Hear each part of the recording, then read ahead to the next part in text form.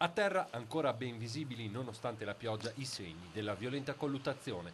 Un'aggressione apparentemente inspiegabile, quella subita nella notte da un 46enne di Miane. È circa mezzanotte quando Diego Bortolini sente dei forti rumori provenire dalla corte antistante la sua abitazione di via Carmine, dove ha parcheggiato l'automobile. Quando esce, racconterà ai carabinieri, incontra un uomo incappucciato intento a devastare la sua auto. Finestrini rotti, gomme bucate e strisce sulla carrozzeria. Il 46enne affronta lo sconosciuto che però ha una reazione inaspettata. L'incappucciato impugna un'accetta e colpisce violentemente alla mano l'uomo. Poi fugge, mentre la vittima invoca aiuto, quindi viene portata in ospedale. Ancora sotto shock la madre della vittima. Lo vai a ricoverare A Montebelluna. Montebelluna, però io specializzati a Pordenone per le mani, però altro non so. C'è da aver paura, signora. Sì, a sti tempi sì, però non vi dico altro. E caccia ora l'aggressore che la vittima non è riuscita ad identificare. I carabinieri cercano indizi per risalire al responsabile di quello che sembrerebbe essere un gesto di vendetta.